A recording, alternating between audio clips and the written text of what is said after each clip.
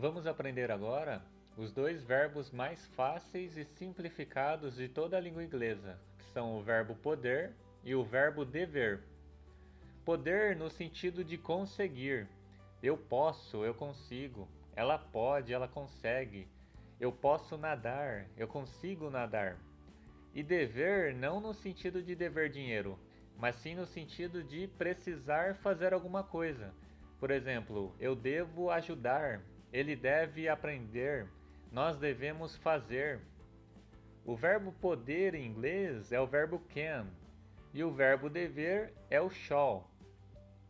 Se você já fez inglês anteriormente e se lembra daquelas aulas sobre modal verbs ou verbos modais e tal, pode também esquecer tudo isso. Aquelas explicações sobre verbos modais são importadas diretamente da escolarização de nativos da língua inglesa.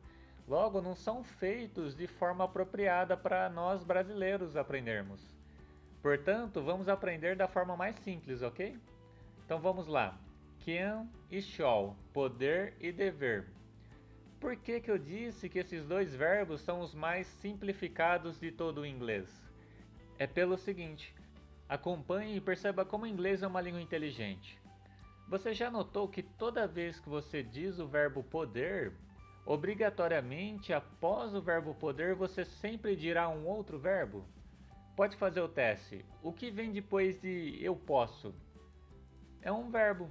Eu posso beber, eu posso andar, eu posso vender, ele pode fazer, ele pode correr. Então sempre será mais um verbo após o verbo poder. E é a mesma coisa para o verbo dever. Eu devo trabalhar, eu devo ganhar dinheiro, ela deve descansar. Também sempre haverá mais um verbo após o verbo dever.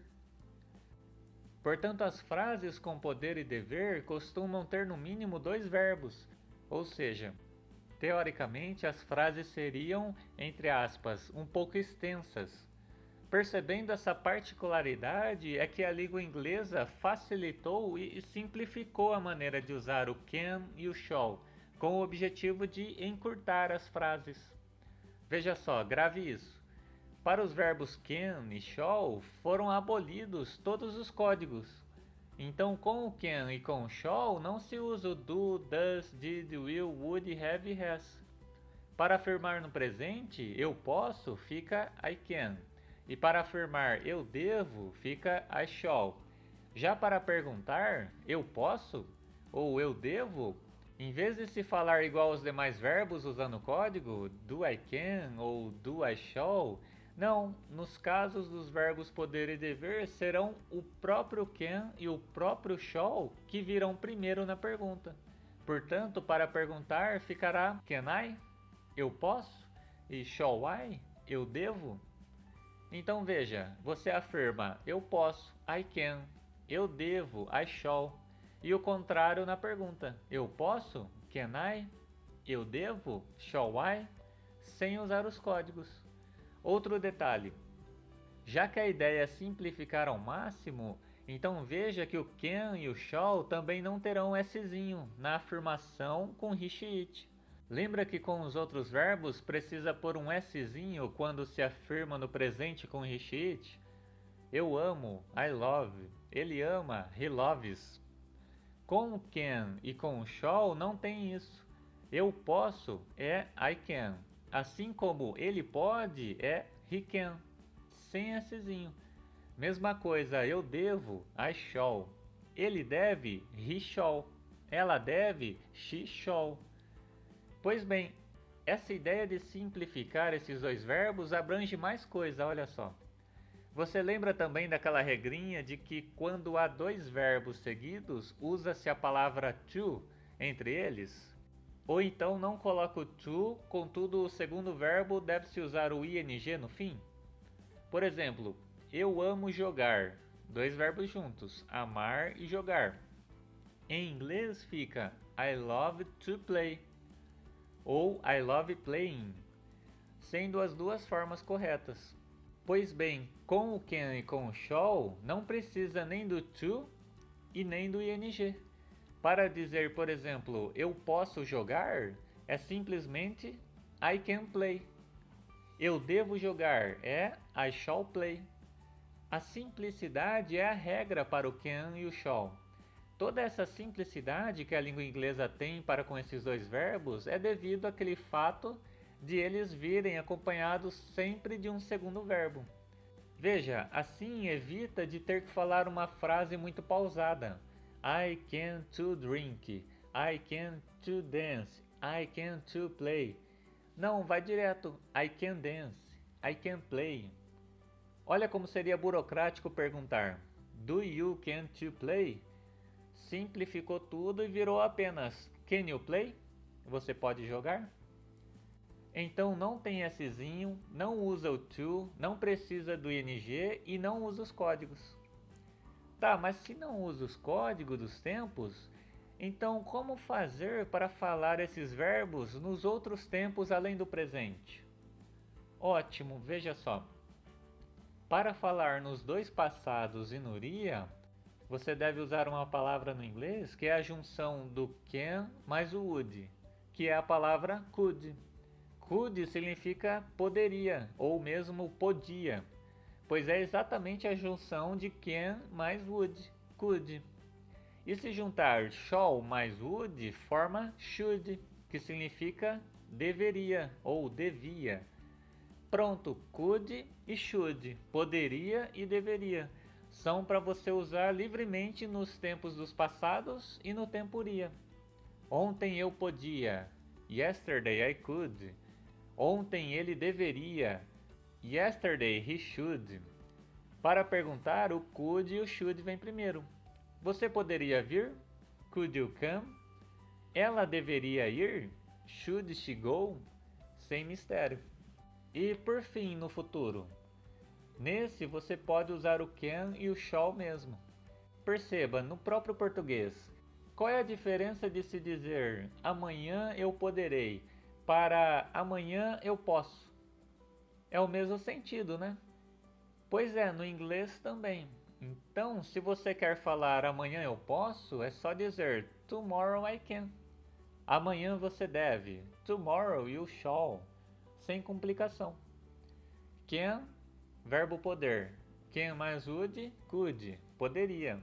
Shall, verbo dever. Shall mais would, should, deveria. Não precisam nem de códigos. Por isso tudo são os dois verbos mais fáceis de todo o inglês. Para finalizar, veja só como as negações também são simples de tudo. Basta acrescentar o not ao verbo. Eu posso, I can. Eu não posso, I can not. Eu não posso cantar, I cannot sing. Eu poderia, I could. Eu não poderia, I could not. Eu não poderia mentir, I could not lie. Eu devo, I shall. Eu não devo, I shall not. Eu não devo ser, I shall not be. Eu deveria, I should. Eu não deveria, I should not. Eu não deveria dirigir, I should not drive. E as negações você pode optar também por abreviá-las, o que é chamado de forma contraída. Veja só. Cannot você pode juntar para virar cannot, o que não muda muito. Ou abreviar mesmo para can't. Portanto, cannot é a mesma coisa de cannot ou can't. Could mais not pode dizer couldn't. Shall mais not será shan't. Pronuncia igual ao can't, percebeu? Can mais not, can't. Shall mais not, shan't. E por fim, should mais not, você pode optar por dizer shouldn't. Pronto, can e shall é isso. Por fim, quero apenas mostrar algumas palavras que nada mais são que sinônimos do can e do shall em inglês. Sendo, portanto, sinônimos, então não há mistério, veja. Can tem um sinônimo em inglês que é o may. Isso quer dizer apenas que may e can são a mesma coisa. Ambos significam o verbo poder. Quanto a diferenças entre os dois, ao contrário do que a maioria ensina, não tem muito a ver com um ser mais informal ou formal que o outro. Ambos podem ser usados em qualquer ambiente, inclusive de trabalho. Talvez a única diferença que realmente exista é que se o americano perguntar com can, por exemplo, can I aid you? Eu posso ajudar você? Nesse caso, ele realmente está interessado em saber sua resposta, se sim ou se não. Já se ele perguntar com may I aid you? Para ele não passará de uma pergunta retórica, ou seja, ele irá te ajudar de qualquer maneira. Não importa nem se você responderá que sim ou que não. É tipo um eu posso já podendo. E temos também dois sinônimos para o verbo shall que você pode usar, que são what to e o must. Portanto, todos esses significam o verbo dever em inglês. Desta vez, a diferença entre eles é apenas a intensidade do dever. Veja, se você disser, por exemplo, I shall go, significa eu devo ir. Mas de boa, 60%. Se eu não for, também não é o fim do mundo.